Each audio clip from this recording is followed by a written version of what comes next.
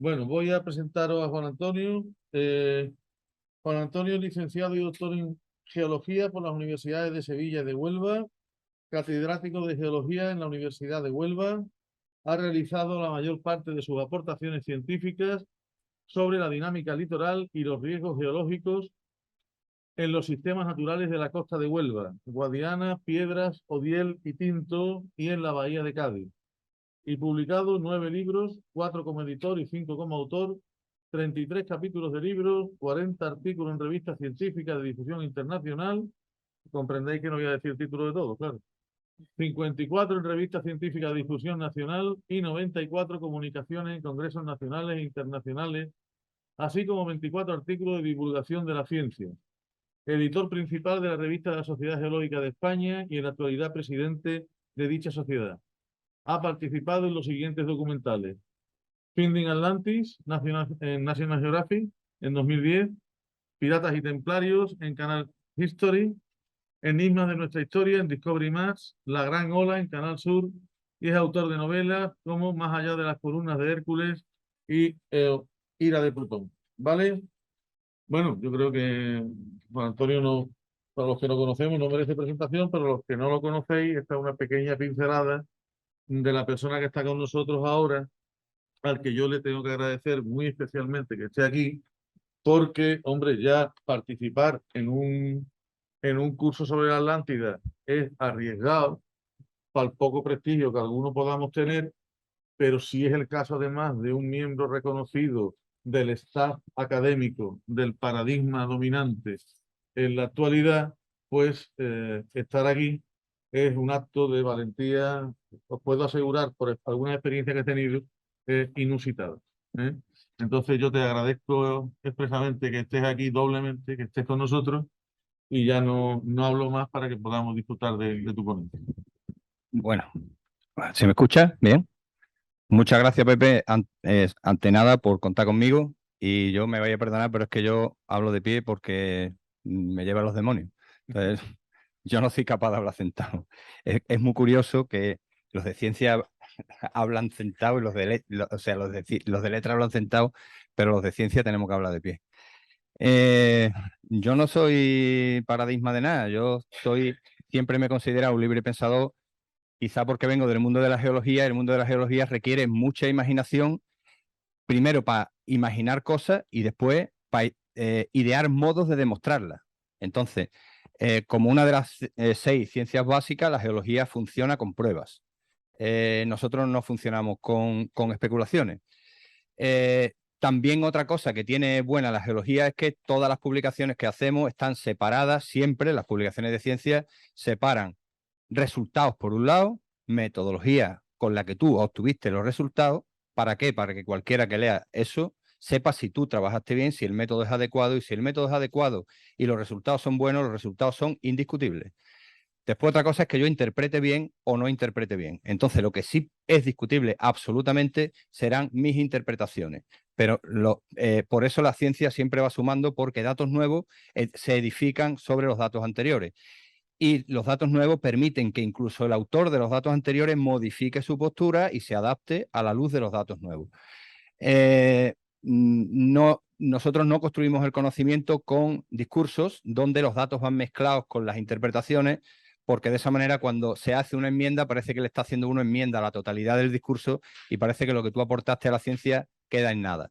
Entonces, partamos de esa base. Yo, como os decía, vengo del mundo de la geología.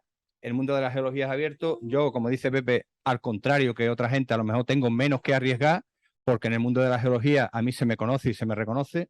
Entonces, el que no me ha escuchado dentro del mundo de la geología, el que no me ha escuchado sabe que cuando yo digo algo sobre lo que sea, lo estoy diciendo siempre con lógica y con bases sólidas.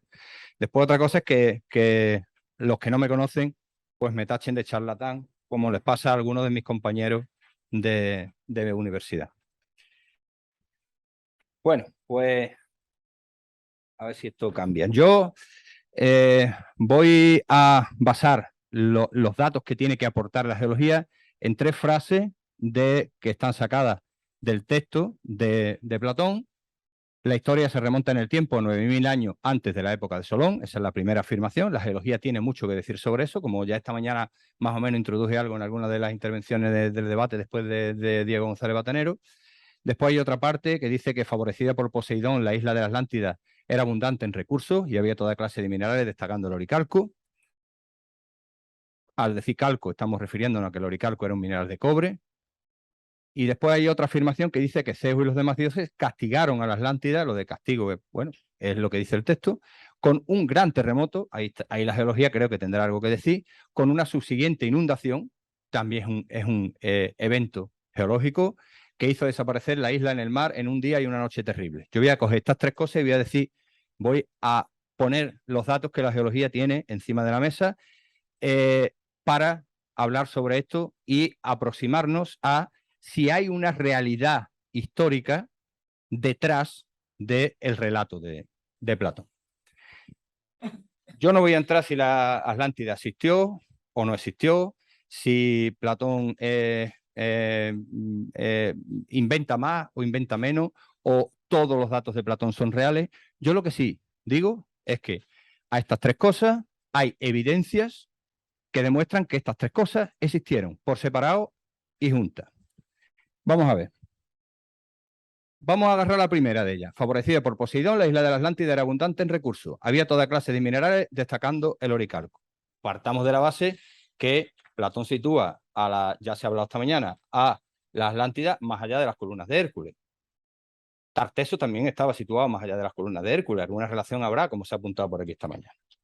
Bueno, mirad, vamos a hablar del oricalco y la cultura de los metales. Esto que tenéis aquí es la calcopirita. Esto que tenéis aquí es lo que está sacando hoy en día Río Tinto, es lo que está sacando Matcha, es lo que quiere empezar a sacar Tarsis, es lo que sustentó a toda la minería del siglo XX, a toda la minería del siglo XIX, incluso a toda la minería romana, incluso a toda la minería de la época tartésica, incluso a toda la minería del calcolítico, este mineral. Este mineral es un sulfuro masivo, normalmente polimetálico, o sea, aquí en Huelva realmente no se le llama, cuando oímos hablar de pirita o las piritas en plural, para la gente que no es del mundo de la geología eso confunde tela. ¿Por qué? Porque realmente si tú te vas al diccionario y miras pirita, pirita es sulfuro de hierro y ahí el cobre no está, ¿vale? Ahí no hay cobre, azufre y hierro, punto. La calcopirita es azufre, hierro y cobre. ¿Qué pasa? Que aquí el hierro no interesa mucho, nunca ha interesado mucho. Aquí el que interesa es el cobre, por lo tanto vamos a la calcopirita. Pero ¿qué pasa? Que la calcopirita viene acompañada de otros complejos polimetálicos que realmente son una amalgama de minerales que cada uno tiene el nombre de su padre y de su madre, a veces nombres muy raros. Bornita, la galena, yo qué sé, hay un tetraedrita, un montón de ellos.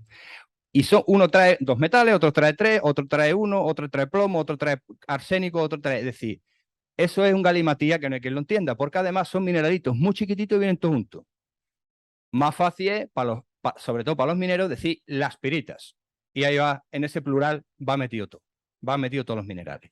Por eso no extrañe que de las piritas saquen cobre, pero también sacan zinc, también sacan plomo, porque las piritas no es la pirita, que solo se puede sacar hierro. ¿Me entendéis el tema, no?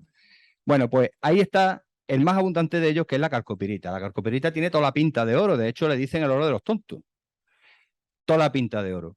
Bueno, de aquí es donde se saca el cobre y de donde se ha sacado el cobre a lo largo de la historia, al menos desde el tercer milenio, como ya os apuntaba esta mañana, desde el tercer milenio antes de Cristo. A la calcopirita le puede cualquiera, en otros tiempos y en otras civilizaciones, en otras culturas, le pueden haber llamado como sea, pero lo que está claro es que el oricalco era un mineral de cobre, ¿vale?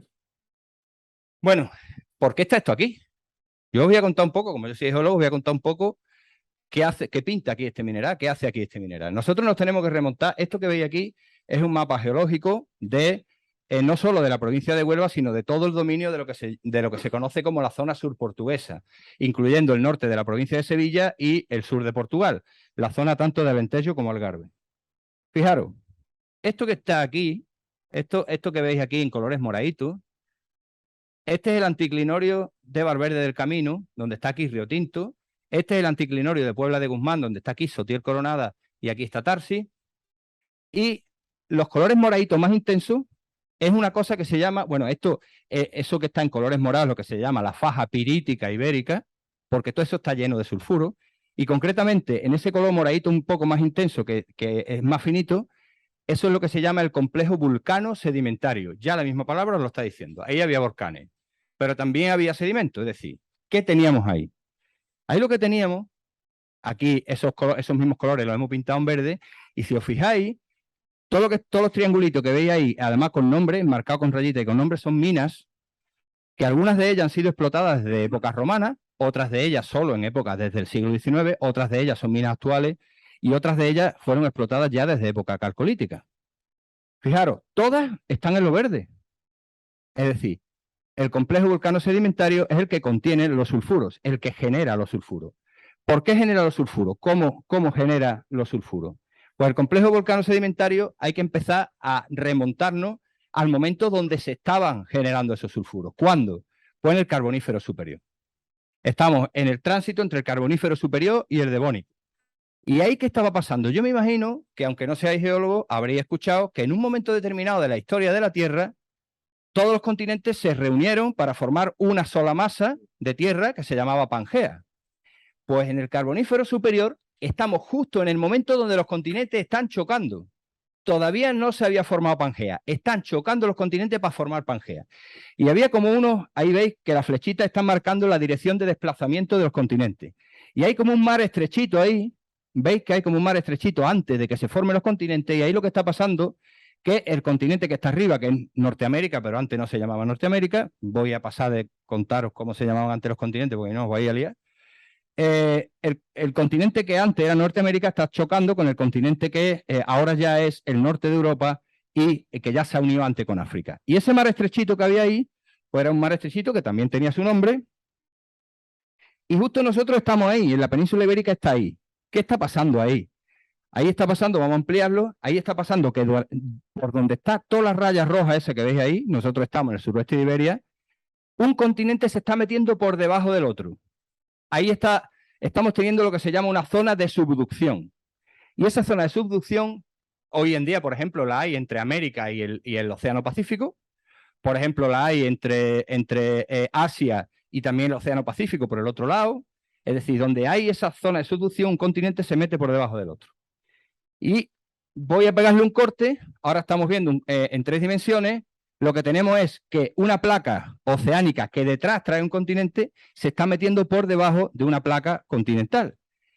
Cuando una placa se mete por debajo de la otra, llega a una profundidad determinada que se funde, genera un fluido magmático y sale para arriba y salen volcanes. En este caso, los volcanes estaban en el fondo marino, en un mar que tenía en torno a unos 4.000 metros de profundidad. Y por ahí, a veces la lava logra salir a la superficie, como visteis, por ejemplo, en la isla del Hierro hace unos pocos años. La lava logra salir a la superficie formando unas cosas que se llaman lavas almohadilladas, que nos la podemos encontrar en Valverde del Camino, nos la podemos encontrar, por ejemplo, ahora en Cumbres Mayores. Hay un fondo oceánico lleno de lavas almohadilladas, iguales que las de la isla del Hierro. Pero a veces lo que salía, la lava no lograba salir al exterior, sino que lo que hacía era calentar el agua que había subterránea.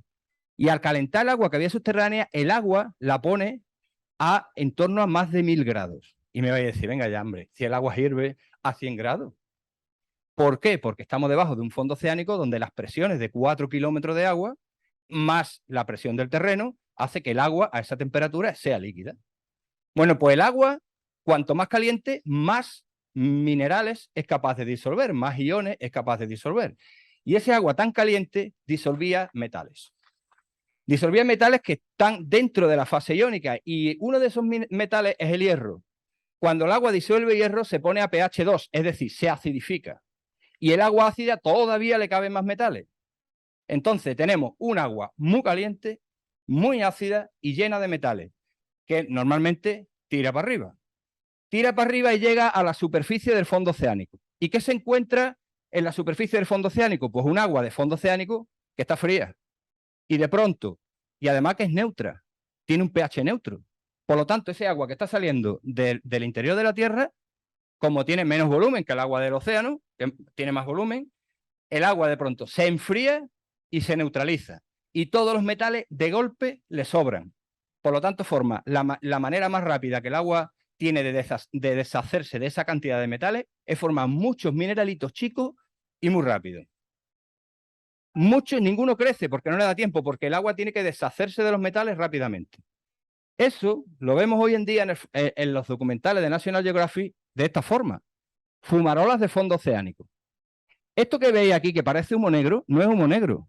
Es el agua que está saliendo del interior de la Tierra, cargada de metales, y eso que parece humo negro, realmente son los metales precipitando. Todos los metales precipitan, cuando precipitan nacen, y dicen, anda, mira, soy un mineral, peso, y se va para abajo. Y ahora ahí lo agarra la corriente marina, lo lleva, lo trae, lo mezcla con los sedimentos del fondo oceánico, y por eso se llama complejo vulcano sedimentario, ¿vale? Porque los minerales generados volcánicamente se mezclan con los sedimentos del fondo marino. Pues ya sabemos de dónde vienen nuestros metales. Y resulta que nuestro mar, hace 370 millones de años, pues estaba lleno de fumarolas de estas. Donde había un conjunto grande de fumarolas, hoy en día tenemos una mina. Así tenemos una mina en Sotier, porque en Sotier teníamos una fumarola grande, en Aguas Teñidas, en Río Tinto, en Tarsi, pues esos eran sitios que estaban llenos de fumarolas y por lo tanto se formaron grandes masas de sulfuros masivos. Fijaros que antes de que esto ocurra, el agua caliente llena de metales tiene que llegar hasta arriba. ¿Qué se encuentra para llegar hasta arriba? Pues primero se encuentra roca, pero ya en un momento determinado se encuentran los propios sedimentos del fondo marino, que esos son barros, arenas del fondo marino, que están blandas. Entonces el agua se abre camino formando una red de galerías, de fracturas, entra, y ahí se produce ya un intercambio térmico. ¿Por qué? Porque ese sedimento que está frío se calienta, se tuesta con el calor del agua que viene del interior de la Tierra, pero el agua que viene del interior de la Tierra se enfría al trasladarle parte de su temperatura al sedimento. Y ya dentro de esas fracturas se precipitan piritas. Eso es lo que los mineros le conocen como stockwork.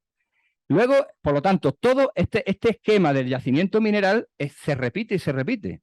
Siempre tenemos en la parte de abajo sedimento con una red de fracturas lleno de piritas, stockwork. Esto se explota. Esto vale dinero. Pero cuando el agua llega arriba, por lo que tenemos una masa mineral, que está aquí pintado de naranja, una masa mineral que son los sulfuros masivos, que son las piritas. Y ahí tienes de todo.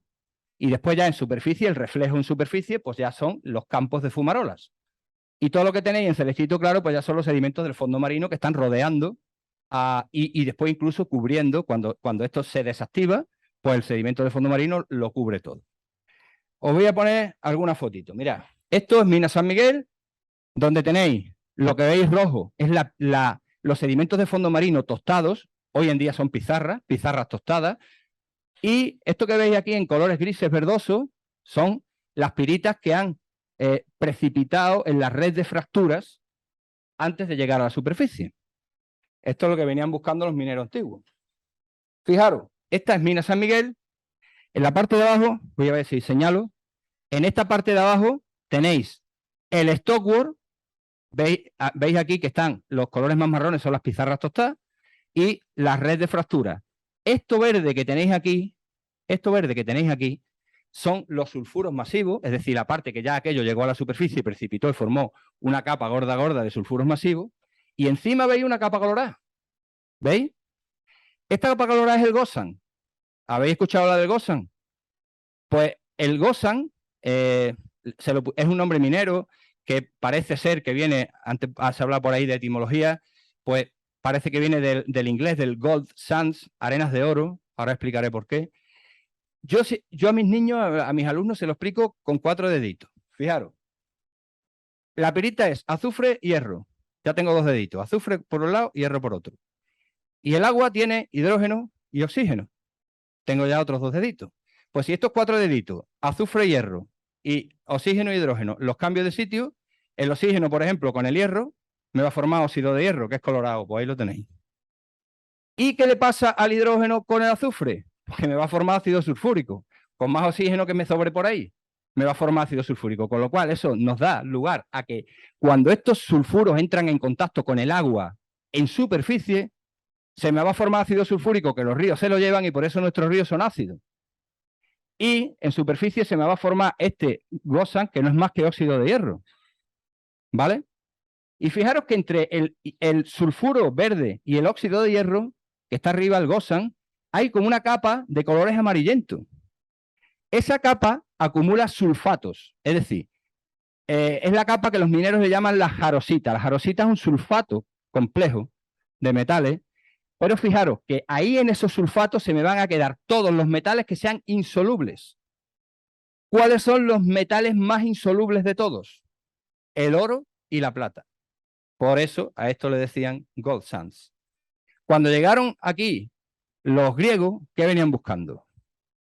Los griegos venían buscando la plata que salía de los sulfatos que estaban metidos en esa capa de jarosita. Y esa capa de jarosita es polvo, es decir, tú metes la mano y haces así, escarba, y te salen las pepitas. Eso ya no existe, se lo llevaron todos ellos. La poca plata que quedaba se la acabaron de llevar ya los romanos. Es decir, eso ya no te lo encuentras en ningún lado. Yo, por ejemplo, en Sotiel hay sitios donde está el sulfuro, el Gosan, y en medio lo que tenemos es un agujero grande, una galería, que ahí estuvo la jarosita, pero ya se la llevaron entera. Son las galerías de explotación de plata. Bueno, para que veáis de dónde sacaban el oro y la plata en la antigüedad, además era fácil. Cogía la capa, la quitaba con las manos, la sacaba en carrillo en mano, la metía en batea, hacía así, y sacaba las pepitas y te la llevaba. Y lo demás, el sulfuro, pues se lo lleva el agua. ¿Vale? Y así explotaban los más antiguos. Pero la minería más antigua de todas no es la del oro y la plata. La minería más antigua de todas, al menos en el suroeste de Iberia, es la del cobre. Fijaros que esto se explotó desde la antigüedad. Vámonos al calcolítico. Vámonos al calcolítico. En el calcolítico, aquí tenéis el dolmen de Soto, tan bonito que es. Nosotros podemos demostrar que nosotros tuvimos una ocupación importante de la zona donde están nuestras minas en el calcolítico. Está lleno de dólmenes. Diego nos puede contar todos los dólmenes de las Janeras, es decir, los dólmenes, los menires de las Janeras. Es decir, todo esto está lleno de actividad megalítica. Tenemos los dólmenes de los Gabrieles, los dólmenes del Pozuelo, los dólmenes, es decir, esto está lleno de dólmenes. Como curiosidad, también el sur de Extremadura está lleno de dólmenes, pero son más nuevos. También Sevilla está llena de dólmenes, pero son más nuevos. Parece que aquellos empezaron a construir dólmenes allí cuando se fueron de aquí. Curioso, ¿no? Fijaros, no solamente hay dólmenes de esa edad. Cuando te acercas a las minas, ahí te empiezas a encontrar esto. Son martillos mineros de la época calcolítica. Por ejemplo, el de arriba es de Sotiel, el de abajo está custodiado en el Museo de Río Tinto, pero también es de Sotiel, y allí hay uno que está reconstruido cómo le ponían el palo al martillo. ¿Por qué? Porque ellos no iban a hacer herramientas de metales para sacar metales, todavía los metales lo empleaban para otras cosas. Ellos empleaban, curiosamente, en Sotiel Coronada, me escucharéis hablar mucho de Sotiel porque es mi territorio donde más me muevo yo y porque tengo la casa allí, se iban al río, agarraban la piedra que tenía la forma que a ellos mejor le venía y además de una litología que fuera lo suficientemente dura como para golpear las pizarras y que pudieran trabajarlas, pero suficientemente blanda para poder hacer las ranuras. Buscaban la piedra para trabajar menos, claro. Que eran andaluces. Habrá que buscar la manera de trabajar menos, no por perro y no por ingenio, ¿no? Eran los más listos de que había en ese momento. Buscaban la piedra que más se parecía a la forma final que ellos buscaban, la hacían la ranura y nada más que trabajaban la parte en medio. Qué tontería, para que había con una piedra cuadrada, habiendo piedra redonda en el río, ¿no? Se iban al río, buscaban la piedra redonda que a ellos mejor le venía, con la litología, porque a los tíos sabían de geología. Hay por ahí una camiseta que dice, geólogos, tenemos 4.500 años de antigüedad, porque ya en esta época, en el calcolítico, los tíos distinguían perfectamente el tipo de piedra y sabían cuál era más dura y cuál era más blanda para trabajarla. Venían de la de piedra, ¿no? Qué tontería. Bueno, pues ahí tenéis los martillos mineros. Fijaros, esto que veis aquí lo mostraré más para adelante porque estos son escorias de fundición de cobre. Estas escorias de fundición de cobre aparecen en una capa, en la ría de Huelva, que la capa tiene 4.500 años de antigüedad. Es decir, en la costa, no allí en las minas, sino en la costa, los tíos estaban fundiendo cobre al menos hace 4.500 años. Y las escorias eran no generaban grandes cantidades de escoria. ¿Por qué? Porque el cobre estaba muy concentrado y lo que hacían era generar unas pelotitas, unas escorias que eran como pelotitas pequeñas, ¿vale? Estos son escorias de fundición de cobre vistas al microscopio electrónico más grandes y más chicas. Bueno, fijaros, porque me vais a preguntar, ¿estáis tontos o qué? Si sacaban los minerales allí, ¿por qué no lo fundían allí? ¿Por qué lo traían a la costa para fundirlo? Para fundir, ¿qué hace falta? Fuego. Y para que haya fuego, tiene que haber madera. Pues si tú gastas toda la madera fundiendo, llega un momento que la madera se te gasta. ¿A dónde te va a que haya madera? A la costa, que al fin y al cabo, de la costa es de donde luego van a salir los barcos para repartir el cobre por el mundo, y en la costa hay pino. Y es más difícil que la madera se gaste. ¿Habéis visto muchos bosques en el Andévalo? Ni de coña. Nada más que hay jara. Entonces, eso es jara, es monte bajo. Entonces, como no tenían madera, pues se venían a la costa para fundir, qué tontería. Bueno, también fundían allí, pero en menos cantidad y siempre a una escala bastante pequeña. Bueno, fijaros, para eso tenían hornos de fundición. Aquí veis un esquemita básico de un horno de fundición. ¿Cómo eran los hornos de fundición? Estos eran los hornos de fundición de cobre, del carcolítico. No me confundáis el carcolítico con lo tartésico. Estamos hablando, carcolítico acaba en Huelva, bruscamente, en el 2500 a.C. 2500 a.C. se corta. Y justo cuando se corta aquí, empieza en Badajoz y empieza en Sevilla. De aquí se piraron y se fueron el carcolítico allí empieza más tarde. Y los dólmenes empiezan más tarde allí. Bueno, fijaros, ¿qué tenemos en la zona costera? Aquí. Tenemos Cabezo Juré, que se nos ha hablado antes de Cabezo Juré, en Alosno. Cabezo Juré es un yacimiento minero especializado. Un yacimiento minero especializado, metalúrgico. Aquí fundían, sí, aquí fundían. Y aquí estaba la... ¿Por qué? Coño, en Alosno no tenemos minas. Tiene la mina de Tarsi allá al lado. Tenían la mina y fundían al lado de la mina. Y esto que tenía aquí abajo es un macro yacimiento de producción intensiva que es Valencina de la Concepción. Fijaros, siempre ellos están buscando no solamente el establecimiento minero, sino una manera de luego bajarlo a la costa para comerciarlo. Entonces siempre se ponen al lado de un río, al lado de una vía o al lado de un camino fácil, donde la orografía te permita luego llevar eso a dirigirlo, redirigirlo hacia la costa. Es decir, estamos demostrando tanto geológicamente como mezclándolo con los datos arqueológicos de que aquí hubo una producción intensiva de cobre, como se nombró por aquí esta mañana, Valencina de la Concepción. No se le llamará ciudad, pero era más grande que algunas ciudades de Mesopotamia en esa época. Bueno, pues no le llaméis ciudad, llámale X, pero lo que es, ¿vale? Pero fijaros, hay más cosas. Hablábamos esta mañana de las relaciones de Grecia, es decir, había comercio, algunos paradigmas se empeñan en que no hay navegación en esa época. y los de Polinesia muerto risa, porque a ver cómo hemos llegado nosotros aquí entonces. ¿Vale? Es decir, no hay navegación, no hay relaciones comerciales entre Grecia y nosotros. Vale, de puta madre. Las relaciones comerciales empiezan en el siglo VII, a lo mejor siendo benévolo en el VIII, ¿no? Pero espérate, es que aquí hay cerámica eubea en el siglo XI, en el siglo XI antes de Cristo. No, pero eso la trajeron los fenicios. Tenemos un sesgo, vuelvo a esto, tenemos un sesgo de los paradigmas de algunos señores que sus carreras tambalearían si eso se demostrara que no es así, que se agarran como garrapatas. Y perdón que lo está grabando, pero cuando me escuchen después me crucificarán como me crucifican siempre. Bueno, mi público soy ustedes y ustedes nos voy a defraudar. Fijaros, el tolo de la Zarcita, Santa Bárbara de Casa. Allí tenemos el tesoro de Atreo. En tiempo megalítico, en tiempo calcolítico. Y dice, hombre, no, es que esto es como los tiburones y el istiosaurio, convergencia evolutiva. Es que tiene la misma forma porque ha dado la casualidad. Porque ha dado la casualidad. Pero fijaros, Huelva está partida en dos mitades. La parte más pegada a Portugal, unida a Portugal, que tiene tolos, y la parte más para dentro de Huelva, digamos, más pegada para el centro de la provincia, que tiene dólmenes y que tiene megalitín. Vale. ¿Por qué? Porque allí tenemos una vía de entrada de lo que sea de fuera, que es el Guadiana. Es decir, allí tenemos una influencia más marina, más de lo que sea, más de lo que venga de fuera. Mientras que en el centro de la provincia de Huelva estamos más aislados y es más de lo nuestro. Es decir, que los dólmenes eran nuestros y esto era lo que venía contaminado de los extranjeros, ¿no? O sea que ahí también los del centro de Landévalo eran más de Vox, porque eran más de lo suyo y los otros eran más abiertos, ¿no? Bueno, no dejan de ser hipótesis. Es decir, todo esto, tú te vas a los académicos de la alta academia y esto te lo discuten. O sea, yo esto lo he estado discutiendo con la gente de cultura y me dicen, no, pero eso no demuestra nada. No demuestra nada, ¿vale?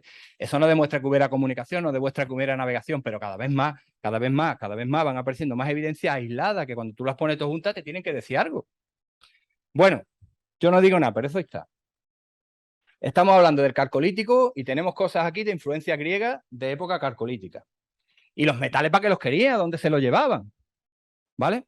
Eso de lo antiguo. Pero es que los metales siguieron explotándose. Se acabó la explotación del cobre en la edad del cobre y se fueron para Badajoz y se fueron para Sevilla. Todo lo que han descubierto en Badajoz, esos yacimientos pelotazos que han descubierto allí que dicen que todo eso es después de lo nuestro. Fijaros, viene nuestra versión 2, metalurgia versión 2, los tartesos, y te dicen, no, es que la minería nos la trajeron de Oriente. Y yo, cuando llegaron aquí, nos la trajeron los fenicios. Bueno, partamos de que los fenicios es una invención griega. Ahora hablamos de los fenicios. Si los fenicios nos trajeron la metalurgia, ¿no? Entonces lo de antes, lo que hemos visto antes, que esta gente estaban fundiendo sin saber. Cuando los fenicios llegaron aquí y supuestamente nos enseñaron la metalurgia, esta gente llevaba 3 siglos ya de metalurgia. O sea, 3 no, 3 milenios de metalurgia. Es decir, ¿qué me viene tú a enseñar a mí, chaval? Tú a lo mejor me vienes a enseñar alguna técnica nueva, pero yo la técnica nueva tuya la cojo rápido porque llevo 3.000 años de experiencia con otra técnica que tenía. ¿Sabes? Entonces, ¿qué me viene tú a mí a explicar, chaval? Os decía que los fenicios realmente ellos no se llamaban fenicios a sí mismos, ellos se llamaban cananeos. Fenicio era como le llamaban los griegos, ¿vale? Fenicio era como le llamaban los griegos y aquí parece que los fenicios llegan y se inventan Tarteso. Ahora os diré yo el concepto que yo tengo de Tarteso para que me crucifiquéis ya del todo. Esto que está aquí es el barrio comercial cananeo, fenicio, que tenemos en el centro de Huelva. Esta foto es de Fernández Jurado, de las excavaciones cercanas a donde está la palmera en Huelva. Esto que tenéis aquí es un horno de fundición de la calle El Puerto, que curiosamente veis que el metal está dentro del horno, está fundido ahí dentro del horno. ¿Y por qué van a abandonar los tíos un horno con metal dentro? Pero es más curioso que está al lado, más para abajo, para Méndez Núñez, está el horno destrozado y las piedras están formando como una especie de arco así para un lado y para otro, las piedras del horno, y el metal está fundido dentro del horno. Vamos a quedarnos con eso. Pero aquí tenemos que entre el siglo XI, sí, siglo XI, no siglo VIII, siglo XI o XII y el siglo VI antes de Cristo, estaban ya fundiendo metal, estaban otra vez las minas activas, estaban fundiendo metal y lo estaban fundiendo en Huelva capital. ¿Vale? Porque estos hornos de fundición son de Huelva capital. ¿Por qué? Porque aquí está el puerto y porque allí no hay árboles. Puñeta, que seguimos sin árboles allí. Crisis ecológica. El cambio climático ya había empezado entonces. Bueno, fijaros. Siglo XI. Descubrimiento del 1100 a.C. en la ría de Huelva. Armas. Y te dicen, vienen los alemanes, esto es el descubrimiento de 1929, y vienen los alemanes y dicen, hombre, espérate, es que esto es un sacrificio ritual y las armas venían porque estas mismas armas las tenemos en toda Europa, y las armas venían de Europa a Huelva para morir aquí. Claro, un alemán, yo verá que no tengo en contra nada de los alemanes, pero ya le ganamos al fútbol. Verá, los alemanes cuando llegaron aquí se creían que ellos eran el centro del mundo. O sea, todo lo demás era periferia y estos son unos inútiles. Los romanos pensaban al revés, que los bárbaros eran ellos. Pero cuando llegan aquí los alemanes y se encuentran esto, ¿qué interpretan? Y los ingleses 3/4 lo mismo. Esta gente nunca, ¿cómo va a hacer? Si son del sur, esta gente ¿cómo van a tener tecnología para fabricar estas armas que están repartidas por toda Europa? Imbéciles, perdón por lo de personas. Si nosotros aquí tenemos el cobre, estamos fundiendo desde hace milenios, las armas se fabrican aquí y las repartimos, nuestras armas Made in Huelva las repartimos por toda Europa. Esa es la... ¿Y por qué están las armas dobladas en el fondo de la ría? Es un sacrificio. No, puñetas, dobladas están porque la draga cuando la ha cogido la ha doblado. ¿No seréis tontos? ¿Y por qué hay un barco entero dentro de la ría lleno de armas? Porque está hundido. Cuando estaba saliendo el barco cargado de armas, pues ha tenido un problema y se ha hundido el barco ahí con todas las armas. Pero las armas iban, no venían. Las armas iban, no venían. Y un casco griego en la ría, sacado también por una draga, reventado todo por la parte de atrás. Presencia griega en el 1100 a.C. aquí. No estamos en el siglo VI, VII. ¿Vale? Bueno, es decir, estamos hablando de periodo, entre comillas, y digo entre comillas bien dicho, tartésico. Podemos decir periodo de Tarsis, desde el punto de vista de los cananeos, que los de la Biblia nos llamaban Tarsis, los otros nos llamaban Tarteso, pero era lo mismo. Que por cierto, Pedrapar paradigma. Sos, en griego, significa ciudad, como Knossos, como New York City. New York City no es Estados Unidos, New York City es la ciudad de Nueva York. Tarteso tiene que ser una ciudad por narices, no es un emporio, no es un... A lo que el paradigma le llama Tarteso, es el emporio comercial fenicio, cananeo, en el sur de la península ibérica. Tarteso es la ciudad que le estaba poniendo los cuernos a los cananeos con los griegos. ¿Por qué? Porque los griegos... Tarteso es un invento griego, Tarteso es una palabra griega, es un cuento griego, que le llama Tarteso a la ciudad que se encuentra, Cóleo de Samos, como decía antes Griego González Batanero, Cóleo de Samos se pierde las narices. Si tú eres un comerciante que llega a Tarteso y te va con el barco cargado de plata, tú vas a llegar allí explicándole a la gente dónde ha encontrado la plata, ¿no? Para que luego venga todo el mundo y se lleve todo el mundo la plata que la ha encontrado tú. No seremos tontos, ¿no? Si tú encuentras la gallina de los huevos de oro, no le dices a nadie dónde está la gallina de los huevos de oro. Tú te has perdido y ya tú no sabes volver, ¿no? Es decir, habría una competición con los fenicios, con los cananeos, por venir aquí a encontrar, a ver dónde estaba el oro y la plata, y el cobre y las armas, y aquellos que traían, pues cerámica de calidad, de la que se han encontrado en el Museo de Huelva, de la misma que está en el Louvre, en París. ¿Vale? Es decir, había un comercio durante siglos, y allí ese comercio que para nosotros es una realidad arqueológica, allí, ¿qué es? Una leyenda, porque allí está todo entre la bruma. ¿Qué hay más allá de las columnas de Hércules? Uf, dragones y mazmorras. Allí hay algo que como tú vayas para allá, te va a quedar por el camino, Gárgoris y Avidi, te va a morir y no vayas. ¿Por qué? Porque para que vaya yo y me traiga la plata. ¿Me entendéis? Es decir, lo que los griegos saben de esta parte son las leyendas que los marineros le quieren contar para que no vengan. Es una bruma. Pero aquí es una realidad arqueológica, una realidad que se puede demostrar. Fijaros todas las redes comerciales, la de arriba era la red comercial de los griegos por todo el Mediterráneo y la de abajo es la red comercial de los cananeos, incluyendo, o sea, partía de Tiro, Sidón y todas las ciudades, que tampoco era un país, es decir, eran ciudades, estados, y luego fundan Cartago, que luego al final Cartago, como los catalanes, votan un día y dicen nos queremos independizar, los otros no querían que votaran, y mandan a los guardias civiles. Al final Cartago se independiza y Cartago empieza a controlar el Mediterráneo. Y luego aquí estaba Gadir, o como le queráis llamar, que era Cádiz, que también se querían independizar. O sea, el gaditano cuando lleva 300 años viviendo aquí, comerciando aquí, el gaditano de Cádiz, él no quiere pagar impuestos en Tiro. Yo he nacido aquí, mi padre y mi abuelo. Yo ya no soy de Tiro, yo soy de aquí. Esta gente que vivían aquí sí que tenían una red comercial para dentro de la península ibérica, pero que no tiene nada que ver con las ciudades griegas. Es decir, que Tarteso, yo rompo con todo, Tarteso no es el emporio comercial fenicio. Tarteso es una ciudad que está en medio de ese emporio comercial fenicio que le está poniendo a los fenicios, le está poniendo los cuernos con los griegos. ¿Vale? El rey Argantonio firma el pacto con los griegos, pero aquí convivían los griegos con los fenicios. Es decir, ¿por qué? Porque era un mercado libre y el que venía compraba al mejor postor. Bueno, hemos visto que en dos periodos importantes, carcolítico, y vamos a llamarle periodo tartésico, tenemos minas y tenemos una cultura de los metales en Huelva. ¿Por qué me he ido al Carcolítico? Porque es lo más antiguo, es la explotación de metales más antigua que hay. ¿Por qué me he ido a la época tartésica? Porque es lo más cercano a la época de Solón y a la época de Platón que hay. Tarteso acaba unos pocos de cientos años antes que Platón, pero es coetáneo con Solón. ¿Vale? Es decir, la información fluye, los marineros van y vienen y cuentan cosas. Es decir, vámonos a la segunda afirmación. Antes, esta mañana por ahí se preguntaba, no se ha hablado nada del final de la Atlántida. Zeus y los demás dioses castigaron a la Atlántida con un terremoto, palabra clave, con la subsiguiente inundación, palabras clave. ¿Vale? Fijaros, esto de aquí es una foto de lo que pasó en Lisboa después del terremoto de Lisboa.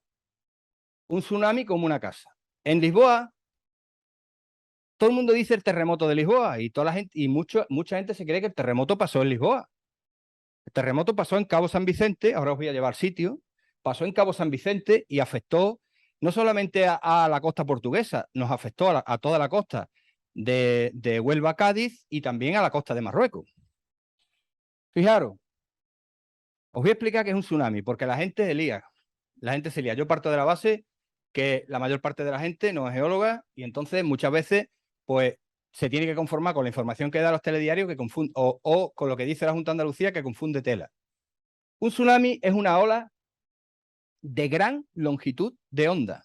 ¿Qué es gran longitud de onda? Que entre la cresta de la ola y la cresta de la ola que viene detrás hay al menos 50 kilómetros. ¿Vale? No, lo importante del tsunami no es lo grande que es la ola, es la distancia que hay entre una cresta y la cresta de la ola que viene detrás. ¿Qué lo genera? Un desplazamiento brusco de la masa de agua oceánica que tiene diferentes mecanismos. Es decir, hace falta que haya algo que empuje bruscamente a la masa de agua oceánica, que normalmente es una masa de tierra que se mueve y se desplaza. Normalmente es un terremoto, ¿no? Y digo normalmente porque hay casos que no. Por eso digo varios mecanismos. Es un fenómeno que es, desde el punto de vista humano, poco frecuente. A lo largo de nuestra vida vamos a ver uno o ninguno. A lo mejor si vemos el telediario, pues veremos más en nuestra vida, pero tampoco muchos más. Pero muy espectacular. Nadie me va a negar la espectacularidad de las imágenes que hemos visto todos en los telediarios y que causa eventualmente una gran cantidad de víctimas y de daños materiales. Fijaros, el origen más frecuente viene asociado a terremotos. Si hay un tsunami, antes hay un terremoto. Palabra clave del relato de Platón. Terremoto con subsiguiente inundación. Es que un tsunami es una inundación. Por lo tanto, un terremoto con un tsunami. Más claro que el agua. El más del 90% de los terremotos ocurren en los límites de placa. Bueno, y aquí tenemos límites de placa, en el suroeste de Iberia. Mira, así es como pasa un tsunami. Así, por ejemplo, es como pasó el tsunami de Indonesia. Habéis visto antes que os he puesto que los límites de placa, cuando una placa se mete por debajo de la otra, ¿vale? Eso se llama zona de subducción. Eso ocurre despacio, pero hay veces que eso se encasquilla, hay rozamiento, y entonces cuando hay un rozamiento, al meterse una placa por debajo de la otra, la placa que está arriba se dobla. Se dobla, se flexiona elásticamente y se eleva. Y se encoge su parte frontal. ¿Hasta cuándo? Hasta que de pronto se suelta, ¡ping!, empuja la masa de agua oceánica y ya tiene ahí a la ola desplazándose. Esta ola evidentemente se le mete al mismo terreno que al hacer así ha descendido, pero se le va al océano, al cacho de océano que tenga enfrente. A ver, la pregunta que me hace todo el mundo, ¿es lo mismo un tsunami que un maremoto? Sí y no. Todos los tsunamis son maremotos. Todos los maremotos no son tsunamis, ¿vale? Por lo tanto, maremoto y tsunami no es lo mismo. Manera en la que yo se lo explico a mis chavales. Imaginémonos que tú estás, ahora ya las casas tienen plato ducha, ya me cuesta más trabajo explicarlo, pero antes cuando teníamos bañera, ahora que se nos apetecería toda una bañera fresquita, ¿eh? Llenaba la bañera, te metía en la bañera y te quedaba ahí metido en la bañera, ¿vale? ¿Qué pasa? Que cuando es invierno y está el agua calentita, pues tú te metes en tu bañera, pones la música, te quedas dormido y de pronto te despiertas y el agua se ha enfriado y está tiritando.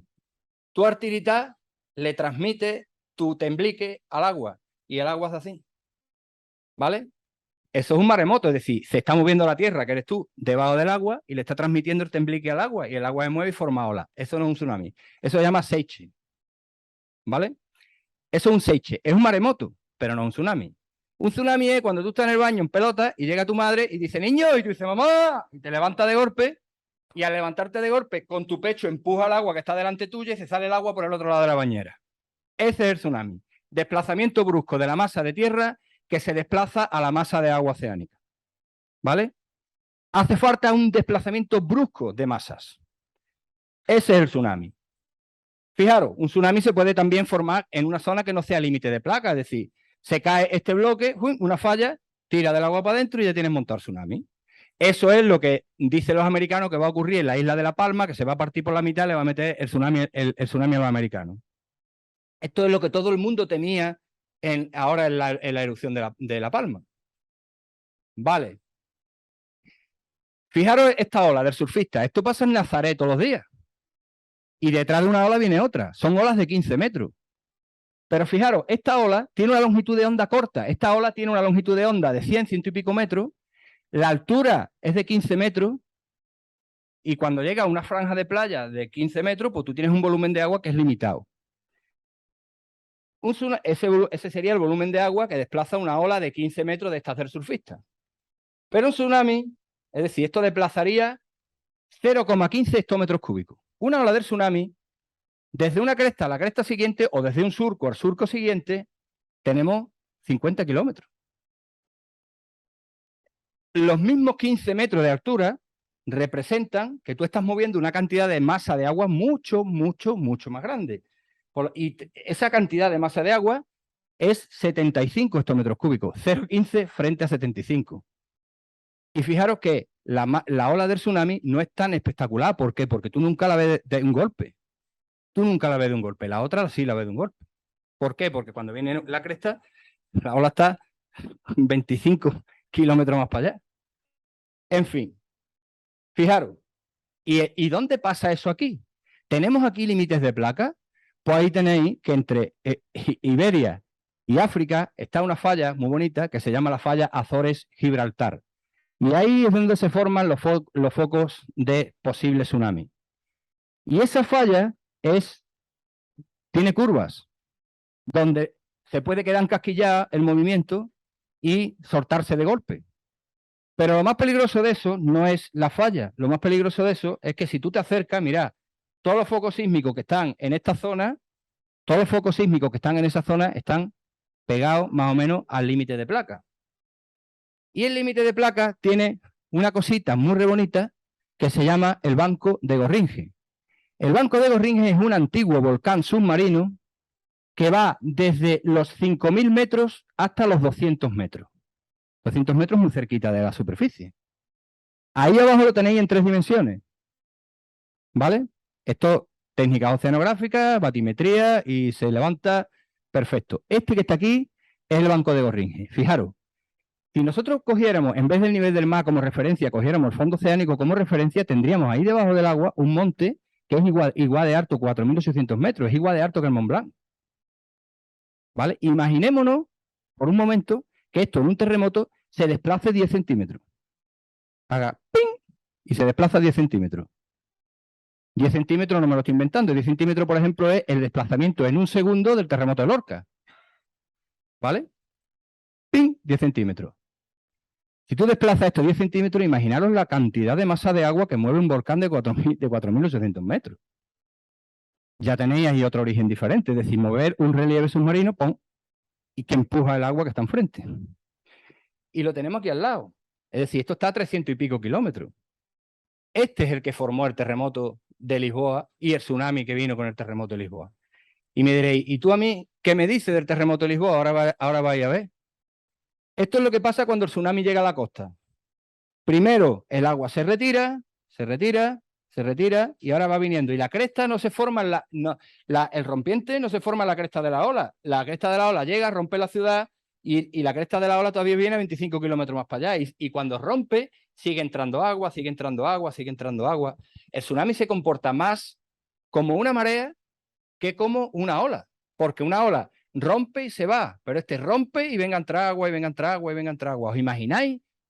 Si sois alguno de sitios donde haya una ría, un estuario, ¿os imagináis la correntera que se forma en una ría, como por ejemplo Punta Umbría, o como por ejemplo en Sanlúcar de Barrameda, con una marea de 2 metros? Las mareas vivas, las mareas de Santiago, 3 metros, y no veas los corrientones que se forman.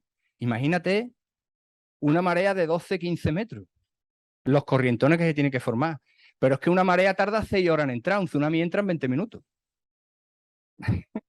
Tenemos un montón más de agua y además en 20 minutos. ¿Habéis escuchado o habéis leído una noticia que ha salido la semana pasada que hay un grupo de arqueólogos que ha descubierto que un tsunami barrió a las orillas de Sevilla? ¿Lo habéis escuchado? ¿Creéis que es posible? Pues claro que sí, se mete por un canal, el canal estrecha y lo que hace es amplificar la onda. Y entonces es como si fuera la marea entrando por un canal para adentro. Pero por cierto, dicen, no, pero es que como esto fue el lago Ligustino, al revés, si hubiera habido un lago, el tsunami se dispersa y no entra. Requiere que esté canalizado para que el tsunami amplifique y entre. El tsunami entró en esa época justo porque el estuario del Guadalquivir estaba canalizado. Si hubiera sido un lago, hubiera disipado la energía por el camino. Bueno, fijaros, cada tsunami, por eso os he hablado del tsunami de 1755, porque antes hubo otros. Donde hay un tsunami, seguro que va a haber otro, pero es que antes ha habido más. Cada tsunami forma una capa característica que se llama tsunamita, y esto se reconoce. Fijaros, tenemos que cada capa consiste en una acumulación o una secuencia de conchas o fragmentos de conchas mezclados con grava, con arena, con metales pesados. Y las conchas no son cualquier concha, no son todas iguales, es decir, podemos tener conchas de diferentes hábitats, unas conchas que son del estuario, otras conchas que son de la playa, otras conchas que son de mar adentro, y están todas rebujadas, porque el tsunami tiene tanta energía que mezcla todo. Fijaros, capa característica, se puede reconocer. Esta capa, además, cuando el tsunami entra en lagunas costeras, en estuarios, en sistemas internos, se conserva ahí. Podemos estudiarlo ahí, podemos buscarla. Fijaros, aquí tenéis una publicación donde se ve ahí, esto que pone a la derecha, Tsunamigenesis Deposit. Veis que lo normal de un estuario es encontrarnos fangos negros, pero de pronto aparece una capa llena de conchas que no es negra, que es marrón, y que las conchas no son de estuario. Los organismos no son de estuario, vienen de fuera. Y además están todos mezclados. Y además hay muchos infantiles, no le tocaba morir, y están muertos ahí. Vale. Bueno, pues esto es la de Huelva. Esto es en Huelva. Fijaros que tenéis los fangos negros de abajo y la capa de concha que está ahí. Vamos a echarle un vistacito de cerca. No me he traído fotos para que la veáis de cerca. Conviven conchas rotas, valvas separadas, con otras conchas que están enteras, con lo cual quiere decir que fueron transportadas cuando estaban vivas. La concha cuando está viva la arrancas del fondo, cierra los músculos aductores, se pliega y a lo mejor se pone por el camino de pegar cabezazo con el fondo, pero las valvas las mantiene. Se pudre después. La concha que está con las valvas sueltas, los fragmentos, son conchas muertas que cuando la arranca el tsunami separa las valvas y se las lleva cada una por su lado. Pero hay algunas que son las de estuario que recorrieron un camino más corto y además tenían conchas más ligeras. Esas no pegaron tantos cabezazos con el fondo y sobrevivieron. Hicieron galerías y continuaron viviendo donde está el rotulador. Sobrevivieron y continuaron viviendo ahí. Y se ven las galerías verticales de los bivalvos buscando su escape hasta que llegan al sitio y continúan viviendo. Y ya arriba lo tenemos los fangos característicos otra vez. Bueno, pues esa la datamos, cogimos las conchas, la datamos y era la de 1755, la del terremoto de Lisboa. Dijimos, bueno, pues si está aquí las del terremoto de Lisboa, vamos a buscar si hay más antiguas, porque aquí tenemos documentación de que hubo otro tsunami en 1531, hubo otro en 1013, hubo otro en el 881, hubo uno en época romana, que es ese que nos cuentan de que inundó Sevilla. Hubo otro que inundó la ciudad de Bailo Claudia, la destruyó. Bueno, pues lo que hicimos fue irnos a agarrar sondeo y buscar evidencia. Y empezaron a aparecernos niveles de concha que empezamos a datar y empezaron a coincidirnos con tsunamis que estaban que eran documentalmente conocidos. Cuando demostramos que este tsunami es este que lo dicen los documentos, este es este que lo dicen los documentos, este es este, es cuestión de hacer sondeos más profundos y sacar otras capas iguales que no corresponden a un periodo histórico, que no escribió nadie sobre ellas. ¿Vale? o me aparecen aquí unas capas que son muy curiositas. Por ejemplo, 4.480 a.C., 2.480 a.C., 1.100 a.C. o 560 a.C. ¿Vale? Esto evidentemente está con los más menos del carbono 14, pero podemos ir a buscar cerámica a lo mejor esas capas, porque a veces la tienen. Bueno, pues fijaros la fecha, curioso. 560 a.C. es la fecha que coincide con el final de Tartessos.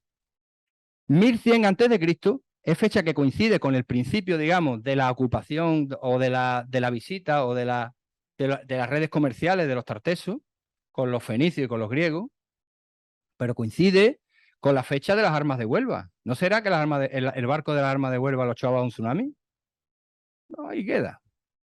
2.480 a.C., final absoluto de la época megalítica en Huelva. El dolmen de Soto se abandona, con toda la capacidad que tenía, se abandona con 7 cadáveres. Y ahora empieza la cultura megalítica en... ¿No es sugerente esa fecha? Que podía haber habido un tsunami en esa fecha aquí y la gente huyó de la costa y se metió hacia el interior, hacia Sevilla o hacia Badajoz. Yo qué sé, son ideas que a mí se me ocurren, pero coño, es que las fechas de los tsunamis son sugerentes. Acaba por completo la actividad mineralúrgica en Huelva durante un periodo hasta que se reinicie.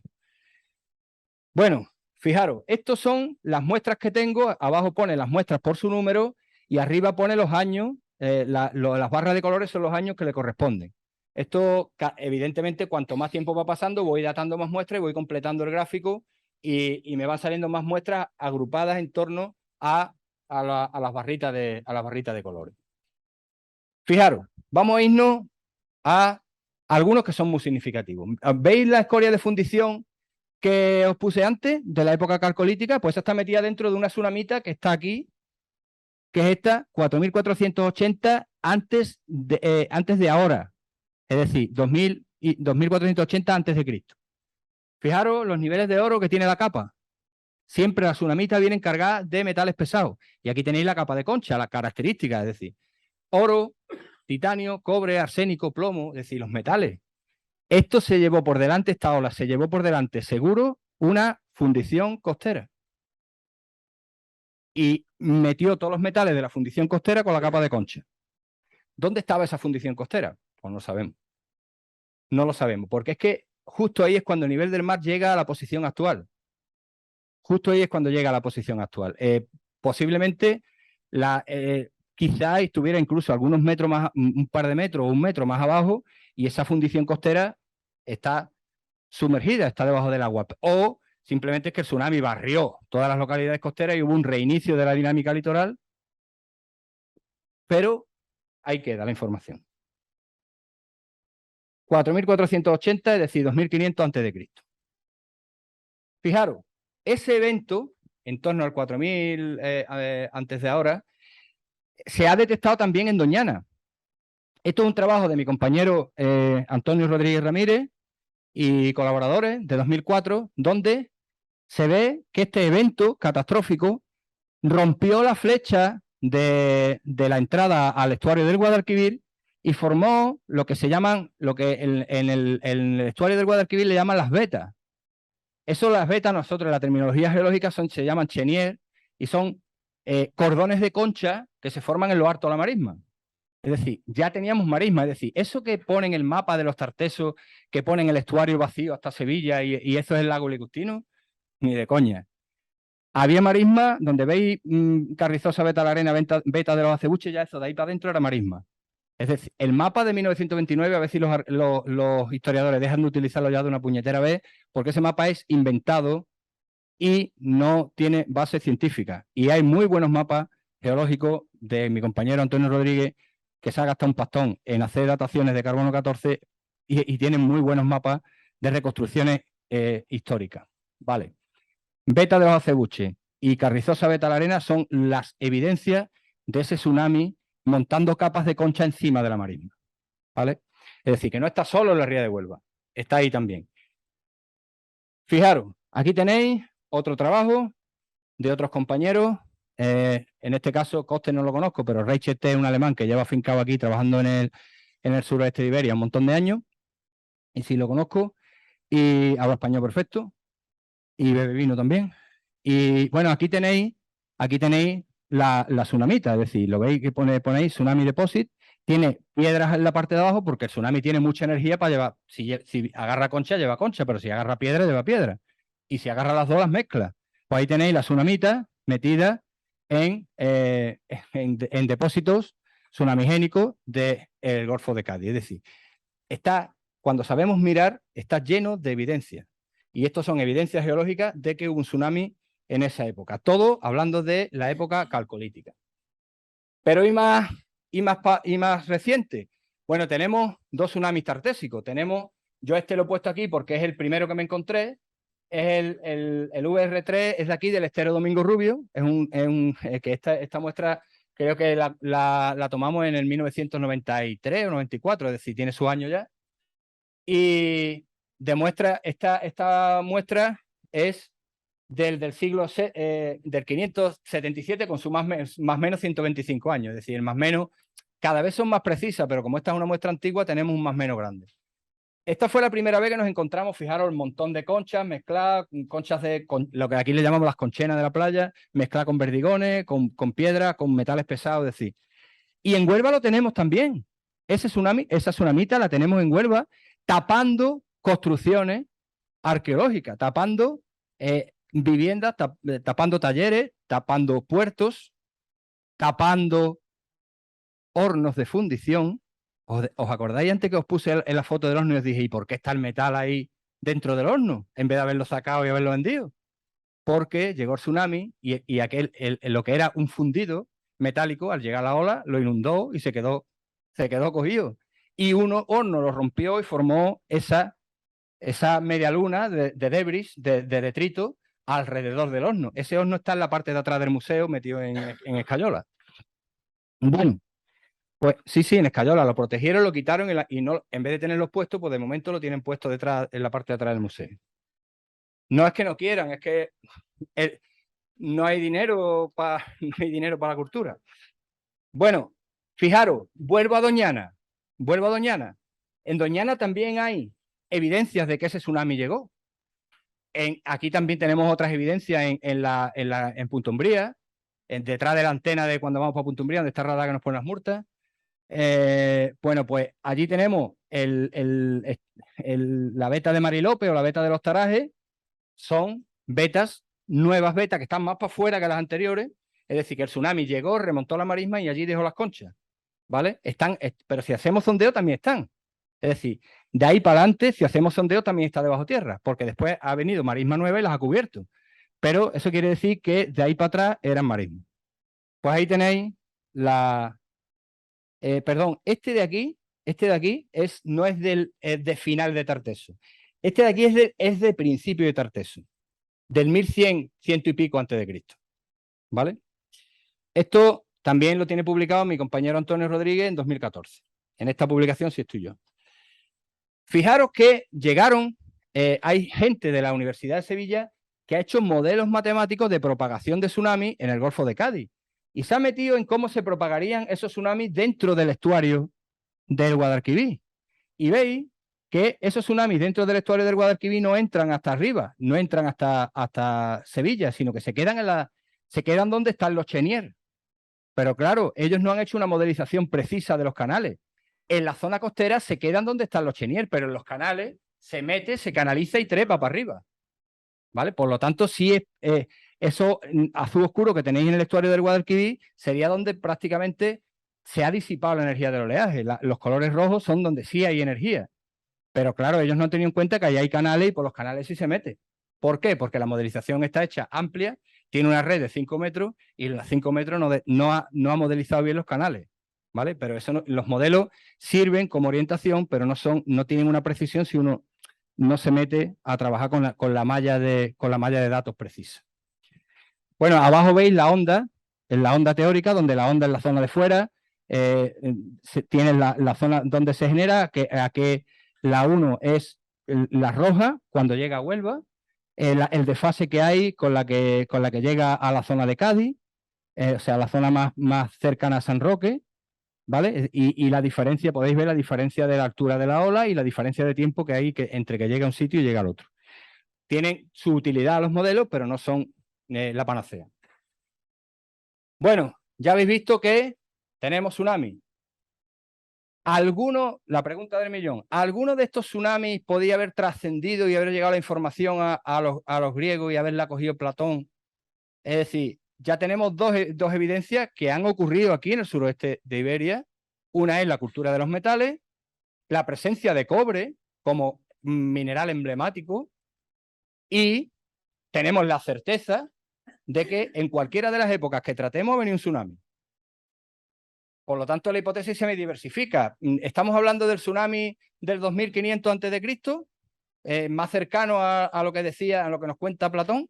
Estamos hablando del tsunami de 1100 y pico antes de Cristo, que es un momento históricamente curiosón, porque es que resulta que es cuando los pueblos del mar invaden la zona y a lo mejor son los pueblos que se han merecido que los dioses le den caña. Estamos hablando del tsunami de Finá de Tarteso, que es cuando Solón vivía en Naucratí, en Egipto, y podía haber llegado la información de los marineros que venían de haber vivido el tsunami en Huelva. Cualquiera de las tres hipótesis es sugerente, ¿no? Y bueno, vámonos a la primera de las afirmaciones que hice, que era una pregunta de esta mañana, que le hiciste tú, ¿no, Ana? La historia se remonta en el tiempo a 9000 años antes de la época de Solón. ¿Eso puede ser verdad o no? Bueno, yo no sé si puede ser verdad o no, pero antes de 9000 años, o sea, 9000 años antes de Solón, estaríamos hablando de 11000 años antes de ahora, no había aquí, no hay evidencia ninguna de que esas minas nuestras minas estuvieran explotadas en esa época, con lo cual si estamos hablando de algo que fue cierto, con esa cronología, no pudo ser aquí. Por lo tanto, y además otra cosa, ¿qué hacemos buscando en la costa? Si esto fue verdad, ¿qué hacemos buscando en la costa de ahora? Si la costa de 9000 años antes de Solón estaba al nivel del mar mucho más para abajo. Mirad, una de las anomalías que hay que cortarle la cabeza al que se la encontró, porque esto no cuadra con nada. Aquí tenéis Yonaguni, en Japón, civilizaciones sumergidas. Está el mundo lleno de civilizaciones sumergidas. Y vamos a decir que no son civilizaciones. Vamos a decirle anomalías. Pero es que está el mundo lleno de anomalías. Cuando hay una anomalía es porque es una. Si resulta que está el mundo lleno, ya no es una anomalía. Muchas anomalías no es anomalía. Es que el nivel del mar estuvo más bajo que en la actualidad. Es decir, pudiera ser que las civilizaciones costeras que corresponden a la edad de las civilizaciones mesopotámicas o de las más antiguas de Egipto no se hubieran encontrado porque están debajo del nivel del mar que ha subido.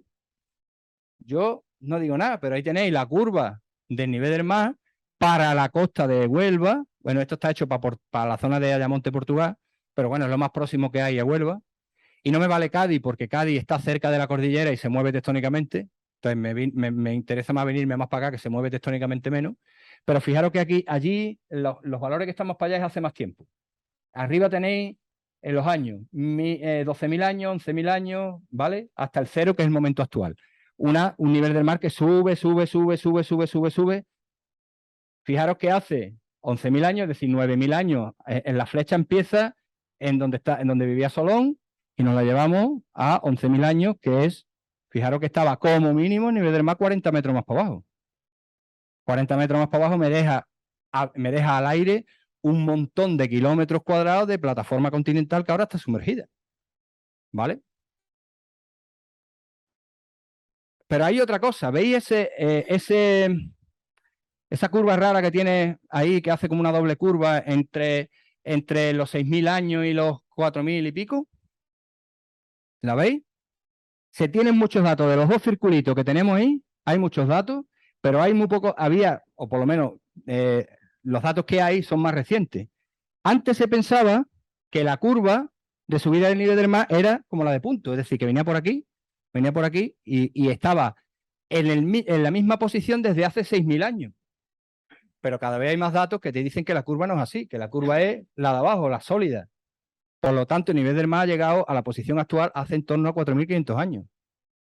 Eso quiere decir que hay un montón de épocas históricas o protohistóricas que se aceptaba que el nivel del mar estaba donde mismo y resulta que no, que está más bajo. Hay que buscar debajo del agua. Hay que buscar debajo del agua. Mucha gente me pregunta a mí, ¿tú qué haces buscando la Atlántida?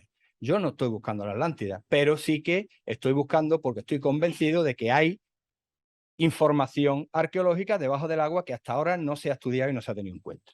Por lo tanto, volvemos al sesgo que comentaba esta mañana. Es decir, estamos ahí, el nivel del mar estaba en esa época en torno a 6-7 metros más para abajo. Estamos hablando de que podemos tener áreas hace 5.000 años, podemos tener áreas que ahora están sumergidas, que ahora tienen 5 o 6 metros de agua por encima. Y ahí no neguemos que hay explotaciones nuestras que la costa no estaba donde está ahora. Aquí está una foto de mi compañero Claudio Lozano, al que muchos conoceréis, que ha montado él solo, sin ningún tipo de ayuda, ni económica, ni institucional, ni nada, ha montado un proyecto que se llama Proyecto Rey Gerión y con un ROV y sistemas de geofísica marina está barriendo toda la costa de Huelva. De momento tiene datos de una zona amplia de la zona sumergida de Huelva, está barriendo hasta los 70 metros de profundidad y ya tiene cosas interesantes que yo dejaré que os la cuente en otra ocasión, pero ya tiene datos interesantes. Pero mirad, por ejemplo, aquí que veis que hay cosas que están sumergidas. Ya he encontrado cosas. Entre otras cosas, ya él ha puesto en las redes sociales fotos de dólmenes sumergidos, de menires sumergidos. Yo hoy lo dejo. Pero, y me diréis, eso se negaba, eso no puede ser, eso es una anomalía, eso hay que explicarlo. Vamos a ver, yo he estado en Bretaña y en Bretaña hay cromlechs que están la mitad fuera del agua y la mitad dentro del agua. En Bretaña se da, por cierto, que hace 6.000 años el nivel del mar subió porque están documentados cromlechs que están debajo del agua. Hay islas que entonces no eran islas y hay mucha actividad dolménica en esas islas que antes no eran islas. Por lo tanto, la gente pasaba, entraba y salía sin tener necesidad de utilizar la navegación. Es decir, lo que allí se da, por cierto, sin ningún tipo de problema, aquí se niega. ¿Vale? Bueno, yo estoy con la garganta seca. Un descansito y seguimos porque yo tengo todavía aquí para contaros cosas, ¿eh? Bueno, vamos a continuar con la ponencia de Juan Antonio.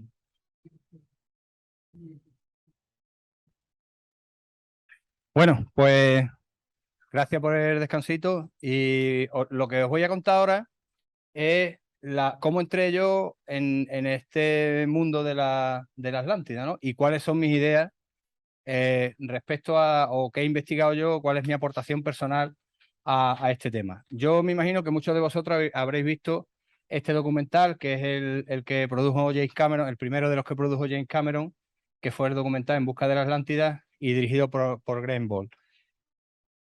Bueno, esto lo habréis visto, si os metéis en internet, se ve ahí un tío que era mucho más alto, mucho más joven y mucho más guapo que yo, y que pues este documental salió y yo no me quedé contento.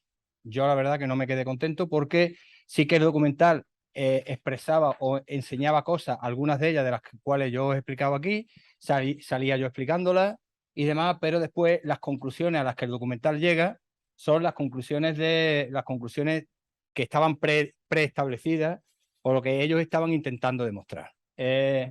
Salía yo explicando aquí la presencia de bloques de tsunami en la costa de Trafalgar, bloques de algunos de ellos de bastantes toneladas, y estos bloques se desplazan por una plataforma que estaba afectada, o sea que donde había una cantera donde habían sacado ruedas de molino en el siglo XVIII, por lo tanto se demostraba que muchos de estos bloques pues eran bloques del terremoto de Lisboa, ¿no? Os he explicado antes el tema de la tsunamita. Cuando llegamos a un entorno abierto, un entorno marino, de estuario, el tsunami se mete para adentro, pero cuando llega a una zona donde hay rocas, donde hay plataformas rocosas, pues lo que hace es agarrar bloques y desplazarlos por lo alto de la plataforma. Muchos de estos bloques habían estado desplazados por sucesivos tsunamis. No es extraño porque aquí ya habéis visto que hay una serie de os he hablado de los tsunamis históricos y protohistóricos, pero hay, en los últimos 9.000 años, ha habido 14, ¿no? Bueno, pues las conclusiones eran las conclusiones de Richard Freund.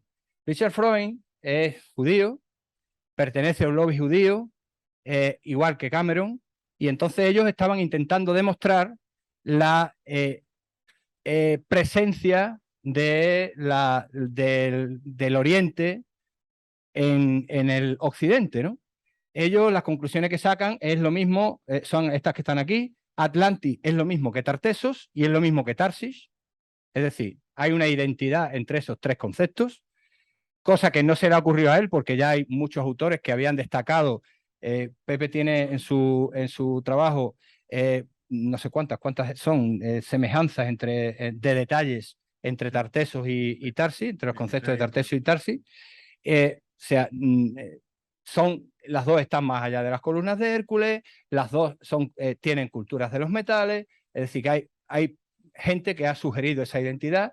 Lo de Tarsis, evidentemente, ya os dije antes que Tartessos es como nos ven los griegos, mientras que Tarsis es como nos ven los cananeos, o en este caso, pues el pueblo de la Biblia.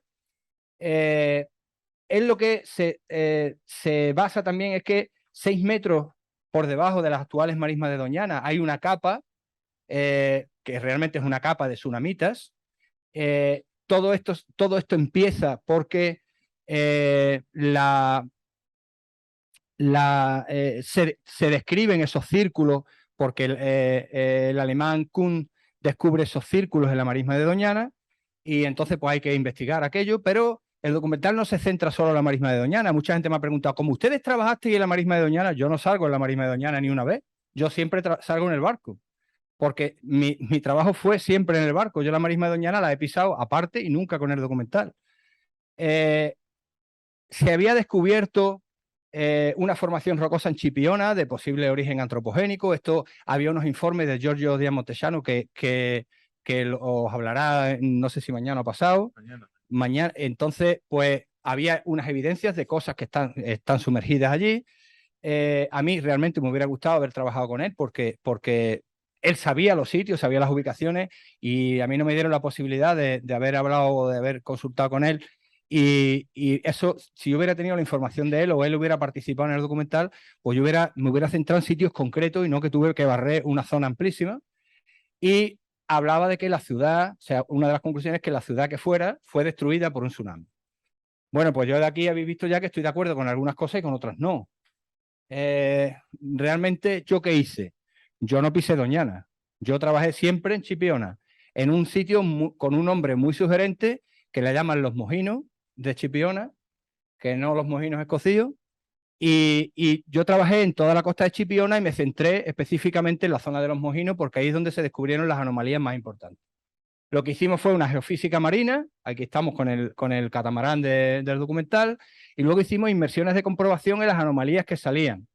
Luego hicimos un análisis de laboratorio, un procesado de muestras en gabinete desde el punto de vista geológico, y cosa en la que yo no participé fue en sondeos de geofísica en la marisma de Hinojo. Ahí participó mi compañero, el que os he contado antes, Antonio Rodríguez, que él está eso. Verá. Y me dicen, ¿y tú por qué te metes en estos líos? Buscar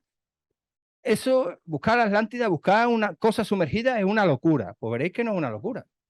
Veréis que no es una locura. Yo os he contado antes que desde el punto de vista del análisis del nivel del mar, si nosotros analizamos cualquier cosa o queremos estudiar cualquier ocupación humana de la costa que tenga más de 4.500 años, el nivel del mar no estaba donde mismo.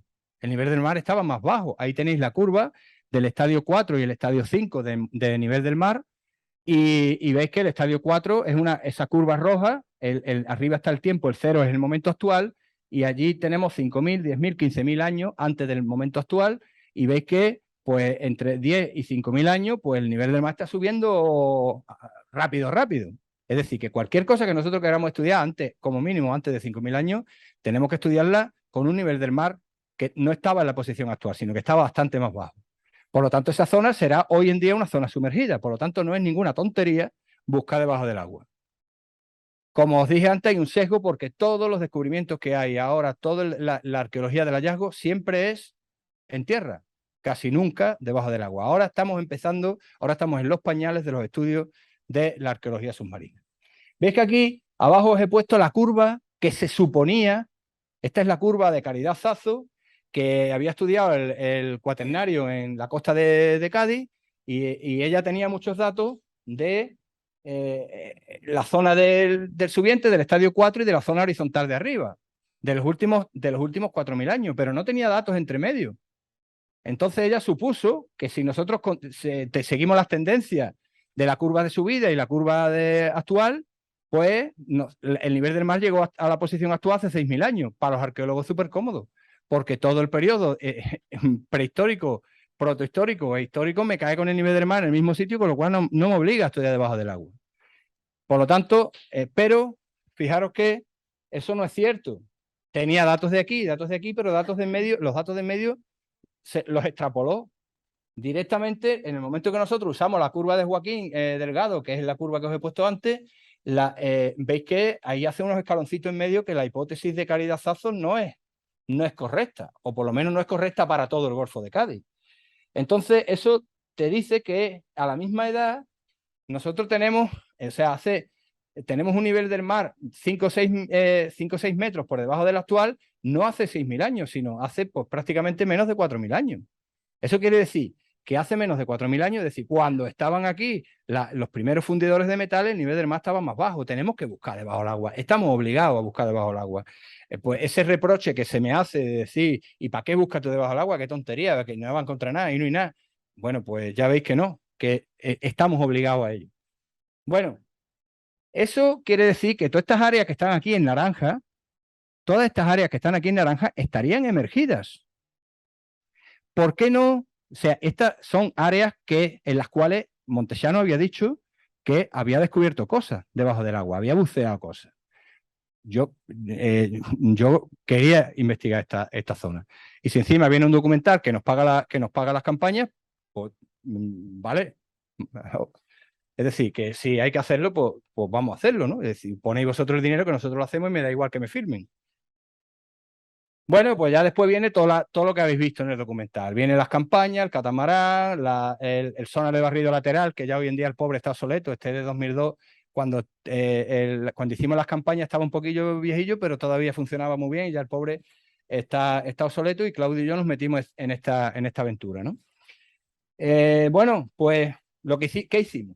Bueno, pues toda esta zona, que ahora en el mapa batimétrico veis que está aquí en azulito, son zonas sumergidas de entre 5 y 10 metros. Pues vamos a barrerlo porque esas zonas probablemente estarían emergidas con ese nivel del mar más bajo.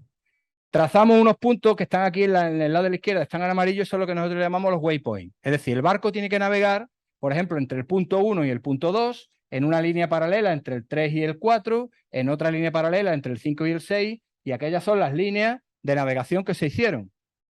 ¿Vale? Vamos navegando en líneas paralelas como el que va arando el terreno para que no haya ninguna parte que se me quede sin tocar por la máquina. La máquina realmente lo que va haciendo es barrer, hacer como un escáner del fondo y va barriendo. Yo tuve que trabajar, como a mí no me gusta, yo siempre trabajo 50 metros por un lado del barco y 50 metros para el otro. Y yo aquí tenía que estar trabajando 250 metros para allá y 250 metros para acá, porque si no, entonces tenía que hacer un montón más de líneas. El mar no estaba bien todos los días, entonces no todos los días se podía cubrir el área que queríamos. Bueno, pero se hizo. Veis que los fondos, pues aquí los tenéis. Unas arenas fangosas con fondo plano, unas arenas con ripples. Los ripples son esas arruguitas que veis que se forman en el suelo, que te van marcando la acción del oleaje. Estos eran fondos sedimentarios normales, que era lo que teníamos casi todo el tiempo. Es decir, casi todo el tiempo aquello no era nada emocionante, aquello era muy aburrido, el barco para allá, el barco para acá y viendo fondos de estos. Pero de pronto salían rocas, que normalmente estas rocas son las que en Cádiz le llaman las rocas ostioneras, ¿vale? Que todo el mundo las conoce, son las de la Caleta, con las rocas que está hecho, todos los edificios de Cádiz antiguos están hechos con estas rocas. Bueno, pues es el tipo de fondo de rocas ostioneras rodeado a veces por esos fangos, ¿no? Pero ya veis que empezaron a salir estructuras así como muy derechas, ¿no? Claro, los estratos, tenemos aquí unidades que están estratificadas. Estas no parece que sean rocas ostioneras porque las rocas ostioneras están horizontales y estas rocas no parece que estén horizontales. Parece como que hayamos erosionado estratos que están en una posición no horizontal. Esto sí era raro, porque ahí no había nadie descrito rocas no horizontales. Las rocas no horizontales están más pegadas a la cordillera bética, la podemos encontrar en Punta Paloma, más pegado al campo de Gibraltar, pero aquí esto no se había descrito. Y empezaron a aparecer algunas anomalías, campos de debris, campos de bloques. Claro, cuando aparecen campos de bloques sumergidos, dijimos, tsunami. Es decir, ¿quién ha movido los bloques por debajo de la plataforma? Tsunami. Pero tsunami, en un momento donde el nivel del mar estaba más bajo, estos tsunamis se han movido al aire, es decir, no estaban debajo del agua entonces cuando se movieron. O si estaban debajo del agua, la cantidad de agua que habría encima de ellos sería menor, es decir, esto era sugerente, aquí ha habido movimiento. Y empezaron a aparecer formaciones, esto que veis aquí en blanco, que se ve así irregular, es una sombra. Aquí las sombras salen en blanco, al revés que como es intuitivo, aquí las sombras salen en blanco y lo que veis es la sombra de un muro vertical que hay ahí. Y esa sombra que tiene como pico es porque ese muro vertical es más alto por unos lados que por otros. Es decir, un muro vertical. A ver si va a tener razón la gente que ha dicho, que ha descrito, ha buceado aquí y ha descrito muros verticales, ¿no? Bueno, bajamos y buceamos y eran muros verticales, lo eran, ¿vale? Lo que pasa es que estamos viendo cosas que las estamos viendo a una escala que las estamos viendo, digamos, desde demasiado cerca. Si yo bajo y buceo, yo veo los 5 o 6 metros que tengo delante, no veo el conjunto. Veo los árboles, pero no veo el bosque. Bueno, empezaron a aparecer otras anomalías, empezaron a aparecer otros muros, unos muros más anchos, unos muros más estrechos. Empezaron a aparecer a esta que le llamamos la iglesia porque tenía una planta como en cruz. Eran formas sugerentes, ¿no? Decía, aquí tenéis el ábside, el crucero y la nave principal, ¿no? La iglesia, pues nada, la iglesia. Empezamos a ver cada anomalía con su sitio, digamos, marcado la posición GPS, con GPS diferencial, para luego poder bucearla. A esta le pusimos la catedral, aunque a mí me parecía más como un foro, un foro o un anfiteatro o algo así, ¿no? Esta nos pareció la más sugerente de todas y la buceamos, después empezamos a bucearlas todas. Bueno, a esta realmente después le metí un escaneo a una mayor resolución. Este escaneo que veis aquí es un escaneo de 25 metros por banda, es decir, lo más preciso que me puede dar el sonar. Se ve pues las rocas, se ven cosas que parecen escaleras, se ven cosas que parecen muros, columnas, aquí veis como una especie de escalera, escalinata, aparte se ven los fondos con los ripples, los fondos sedimentarios. Bueno, pues vamos a bucearlo, ¿no? Planificamos la inmersión, ahí se me ve a mí más jovencito y sin barba, y aquí estamos con Gustavo y Patricio, uno es el capitán del catamarán y el otro es uno de los buzos, el director de los buzos. Hicimos las inmersiones fueron tremendas, no se veía nada, pilló mal tiempo, hubo casi accidentes y bajamos. Y bueno, lo típico, fondo sedimentario, aquí veis el que se ve con esto aquí, los ripples, los fondos más, este que se ve aquí abajo con los agujeros, por los fondos de fango, con peces, y empezaron a aparecer los muros. Aquí veis un muro, aquí veis que este era el de roca ostionera, es decir, es perfectamente comparable con la roca ostionera de Chipiona, con la roca ostionera que se ve, por ejemplo, en la isla de Santipetri o en la zona de la playa de la Barrosa. Es decir, estábamos viendo debajo del agua lo mismo que vemos en tierra. No es extraño, ¿vale? Empezaron a ver muros verticales con sus coralitos y demás, pero muros verticales. Pero estos muros verticales ya nos estaban sugiriendo cosas que no están horizontales como las rocas ostioneras. Y encima, los buzos salieron, que eso a mí se me ve en el documental cuando los buzos salen diciendo que han visto muros formados por bloques de factura humana. Y entonces yo flipando, ¿no? Es decir, se me ve en el documental. Cuando yo vi lo que era, ya no flipaba tanto. Porque veis esto y rápidamente todo el mundo pensaría que es un muro hecho con bloques, ¿no? Yo lo pensé también. Hasta que bajé yo a bucear. Pero no solamente muro. Aquí veis el muro ¿veis? Escalera, pavimento, con escalones, columnas, escalera, ¿vale? Parece que es humano, ¿no? Yo hacía el aguafiesta. No. Yo hacía el aguafiesta. Yo lo que hice fue hacer una cartografía, hicimos una cartografía, centramos la zona de estudio más, y cuando centramos más la zona de estudio, nos aparece, esa es la zona donde estamos, y realmente cuando yo la amplío y hago el mosaico, yo lo que veo aquí, ¿tú qué ves, Ana? Un pliegue con los estratos muy verticales y con el eje pinchando para el norte. Yo veo geología. ¿Por qué yo no veo un muro humano? ¿Alguien ha visto construir un muro a un albañil? Cuando el albañil construye, pone el bloque y el otro bloque, y el bloque que va a poner encima lo pone en medio. No, lo va a poner a tres bolillos, no lo pone este bloque y el otro con todas las fracturas coincidiendo. Sin embargo, ahí se ve que esas fracturas que dividen bloques coinciden todas con todas. ¿No? Vale. Sí. ¿Qué?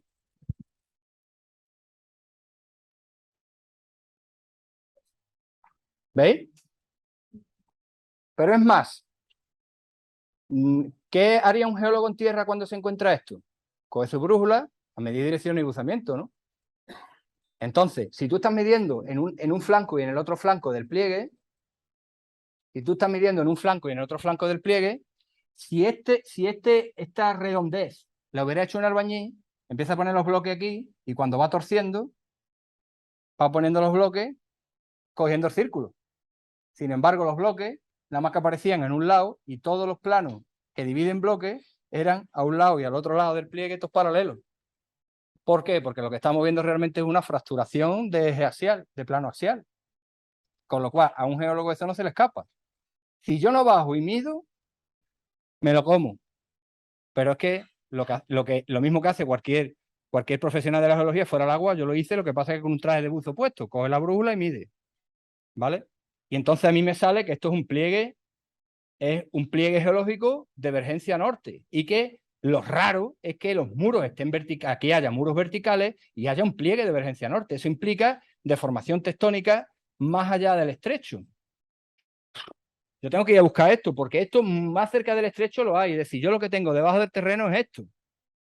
¿Aquí qué tengo? Pues tengo unos estratos verticales, que son los muros, que son estos marrones, unas zonas deprimidas, que son pizarras, que como son pizarras se desmantelan rápido y se erosionan bien. Luego la naranja que tenéis aquí son las rocas ostioneras que están horizontales, que se depositaron en el cuaternario, en los huecos, en las depresiones, y luego tengo lo amarillo que son los sedimentos actuales, ¿vale? Y las escaleras y esas cosas. Bueno, pues la escalera es fácil. Veis aquí tenéis el muro, esa es la zona de ahí, y aquí tenéis que en la zona del estrecho de Gibraltar me tenéis a mí subir un muro igual que el que está sumergido ahí. Es decir, en el campo de Gibraltar es muy fácil ver este tipo de estructuras. Lo raro era verlo donde lo estábamos viendo.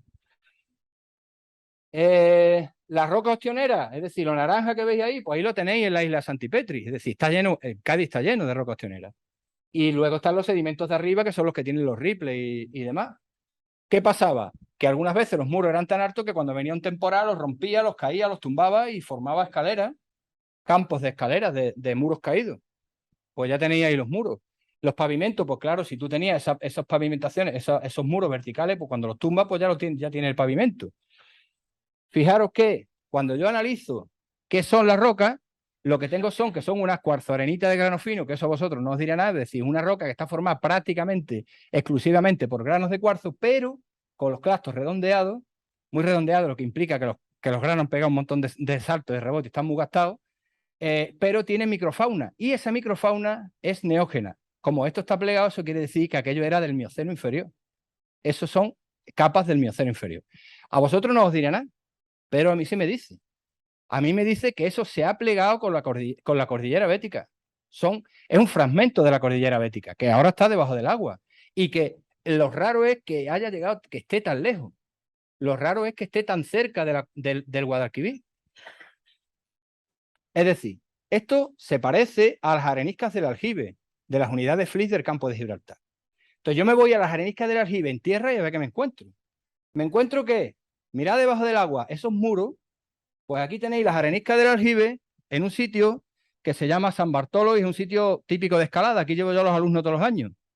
San Bartolo tiene un pueblecillo, una aldea chica que se llama Betis, ahí arriba, y esto está muy cerquita de Punta Paloma. Fijaros que lo que yo estoy viendo aquí en superficie no es ni más ni menos que la erosión superficial de las aguas superficiales de una fracturación ortogonal, extensional. Y eso mismo lo tengo debajo del agua. Es decir, no ha tenido que venir el hombre, no ha tenido que venir la factura humana a hacerme algo que la naturaleza ya hace por sí misma.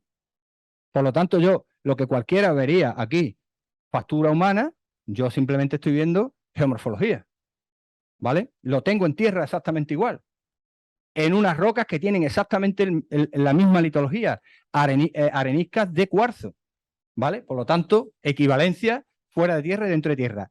Lo raro es, ¿qué hace esto aquí? Tan pa' Huelva, digamos, tan pa' Guadalquivir, tan lejos de Cádiz.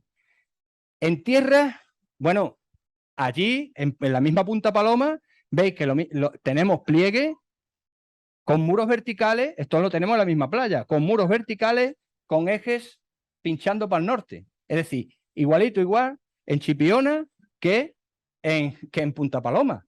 Es decir, las mismas estructuras que tenemos en Punta Paloma al aire, las tenemos aquí debajo del agua. Es decir, que no era una cosa rara.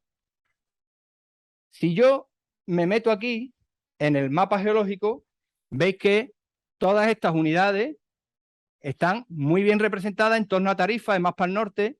Estas son las que se llaman unidades FLI del campo de Gibraltar. Lo malo es que esta zona estaba aquí. Está muy lejos de donde tenía que estar. No había nada en tierra cartografiado que se pareciera a esto que estamos viendo aquí. Pero sí que el frente en profundidad de lo que tenemos aquí al aire, aquí lo tenemos en profundidad y sí está cartografiado. Es decir, que no es tan raro. Y es más, esta es la tesis de una compañera, Estefanía Llaves, que ella lo que ha hecho es geología del fondo marino. No geología de tierra, sino geología del fondo marino. ¿Y qué pasa? Que esto que estáis viendo aquí es difícil quizás de entender, pero aquí veis que el margen de las cordilleras béticas, estos colores amarillos son esto es Chipiona, Cádiz, San Fernando, la costa es esto blanco. ¿Veis? Aquí está el estrecho de Gibraltar y aquí están las unidades FLI del campo de Gibraltar en lo celeste, pero ella sí ve materiales plegados y cabalgados en la zona de Chipiona. ¿Lo veis? Debajo del agua. ¿Qué es lo que pasa? Que nadie se ha molestado en mirar debajo del agua. La zona nuestra está ahí. Es decir, que no es tan raro eso. Lo que pasa es que la resolución de la geología marina no es la misma que la resolución de la geología terrestre y tampoco es la misma que la resolución de la geología costera, porque la geología en la costa es más difícil porque la poca profundidad no te deja explorar bien. Bueno, veis que esa tesis de Estefanía Llave pues nos está marcando un montón de pliegues convergencia norte en la zona cercana, más para lo hondo, digamos. Pero están ahí los pliegues, es decir, que al final no era tan raro ver lo que estábamos viendo. Nuestra zona está ahí y corresponde a una zona blanca que no se había investigado porque a la vez poca profundidad los cacharros dan en el fondo y para no arriesgar a los cacharros, pues no la hacen. Bueno, ¿qué sacamos de todo esto? Lo que sacamos de todo esto, yo saco mis propias conclusiones. Mis conclusiones no coinciden con las del documental. Después, aquí viene mi opinión. Es decir, todo lo demás que os he explicado son datos. Aquí viene mi opinión. Esta es la parte que me podéis criticar. Platón lo que hace es contarnos una historia, contarnos un relato en el Timeo de Critia y que se escribe en el 360 a.C. 200 y pico años después de que viviera Solón. Es decir, que la historia ya ha tenido ahí un boca a boca con posibles deformaciones. Es decir, que no es algo que él cuente de algo que él ha vivido o que lo ha vivido el que se lo cuenta, sino que ya viene varias generaciones de posibles modificaciones del relato. Lo que sí que es verdad que aquí en el suroeste de Iberia, ¿qué tenemos? Sociedades como las que él dice que hay, más allá de las columnas de Hércules. Sociedades con un excedente de producción y con un excedente de metales y con una capacidad de fundir metales desde el 3000 a.C. ¿Eso qué pasa? Que la gente que funde metales, pues tienen más riqueza que la gente del entorno. Y entonces eso crea una disimetría entre la gente que funde los metales y los que no lo funden. Por lo tanto, pueden crear cierta fama entre esos pueblos.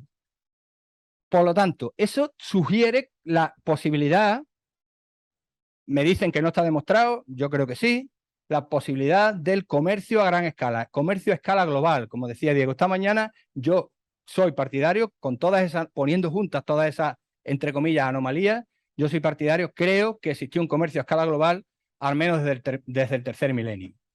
Otra cosa, según el relato, la sociedad es castigada con un, voy a llamarle esta vez sí ya, con un evento de alta energía, un terremoto con un tsunami después.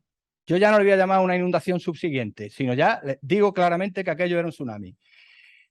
¿Qué pasa? Que la sociedad, aquella sociedad poderosa del 2480 a.C., acaba colapsando por un tsunami. Eso es una sugerencia, no está demostrado. Sabemos que el tsunami existe, sabemos que la sociedad existió y acaba bruscamente en esa fecha. Hay un traslado hacia otros lugares. No está demostrada la vinculación entre el tsunami y esa migración. Pero es sugerente la idea.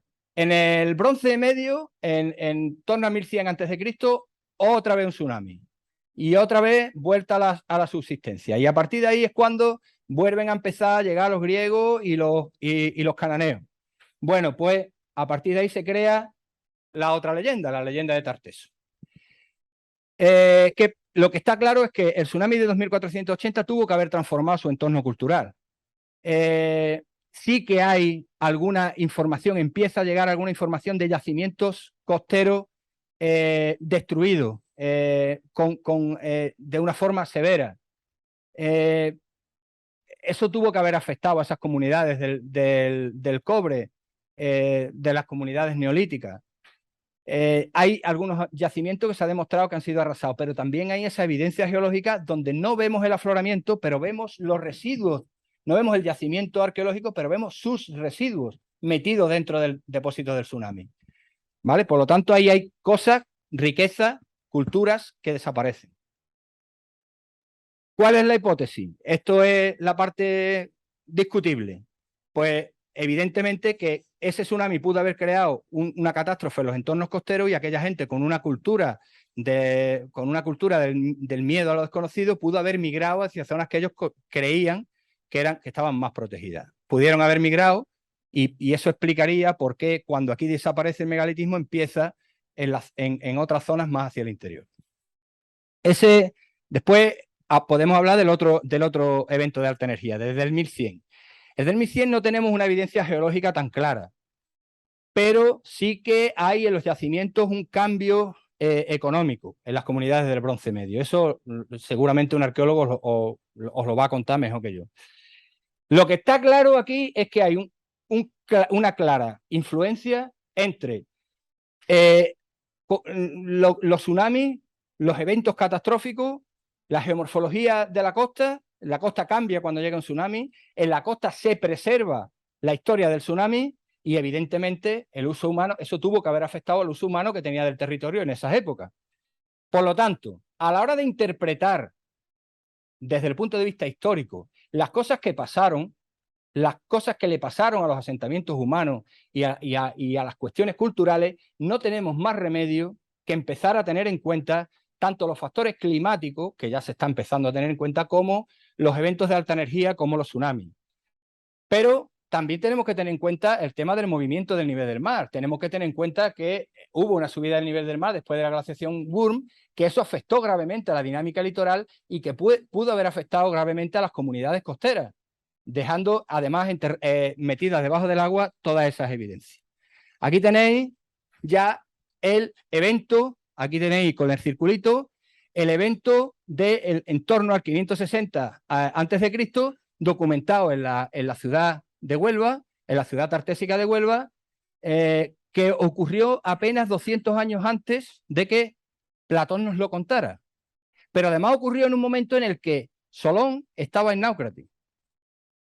Es decir, y los barcos cargados de plata desde aquí iban directamente allí para venderle la plata al faraón Necao, que era un usurpador y mantenía con mercenarios su hegemonía allí. Con lo cual era muy fácil que durante ese periodo la información fluyera desde un sitio donde hubo un tsunami hacia el Egipto donde vivía Solón. Y evidentemente esa información pudo haberla, es una hipótesis, tampoco está demostrado, pero pudo haberla agarrado Solón de su diálogo directo con marineros que venían de aquí y que podían haber vivido ese tsunami. Y evidentemente Solón se lo fue contando a Critia padre para que se lo contara al otro Critia y al final acabara la información en Platón. Es decir, eso es una hipótesis, no está demostrado. Solón no dijo eso, dijo que lo había escuchado en un templo en Egipto, pero bueno, es una hipótesis de trabajo. Esas noticias pudieron haber llegado, en las noticias de los dos tsunamis más antiguos, pudieron haberse transmitido de forma oral, pudieron haber estado en la cultura colectiva, esa información de los tsunamis viejos, pudieron haberse transmitido oralmente en las candelas, en los relatos de los viejos a los niños, pudo haberse transmitido. ¿Tanto como 9.000 años? O no sé yo. ¿2.000 años? ¿1.000 años? Es difícil, pero podría ser. Pero la información directa a 200 años sí que era muy fácil que se hubiera transmitido. Por lo tanto, yo veo difícil que hubiera una transmisión hacia la Grecia clásica del tsunami del 2500 a.C., pero veo muy fácil que hubiera esa transmisión hacia la Grecia de Solón, donde esa información pudo haber llegado de una manera fácil porque había un comercio demostrado. Solón vivía allí, está demostrado que había un intercambio comercial entre Tarteso y Egipto. Solón estaba allí, perfectamente le pudo haber llegado esa noticia del evento. Y bueno, y eso, pues esto lo escribí en el libro Más allá de las columnas de Hércules, que simplemente, en vez de haber escrito un ensayo, como me dijeron, la mente humana está preparada para recordar historias y no para recordar datos. Entonces, en vez de escribir un ensayo, pues yo lo metí en una historia. Lo que sí es verdad es que al final metí un epílogo donde explico con pelos y señales de lo que yo cuento, de mi relato, cuáles son los elementos de la realidad, cuáles son los datos históricos y dónde hay que separar la ficción y la realidad. Pues muchísimas gracias y yo nada más que quiero decir una cosa, un mensaje que dijo Cicerón, que decía que como nada es más hermoso que conocer la verdad, nada es más vergonzoso que aprobar la mentira y tomarla por verdad. Y Gandhi dijo que la peor de las mentiras es la que viene rodeada de verdades. Vale. Pero Anatole France dijo que sin mentiras la humanidad moriría de desesperación y de aburrimiento.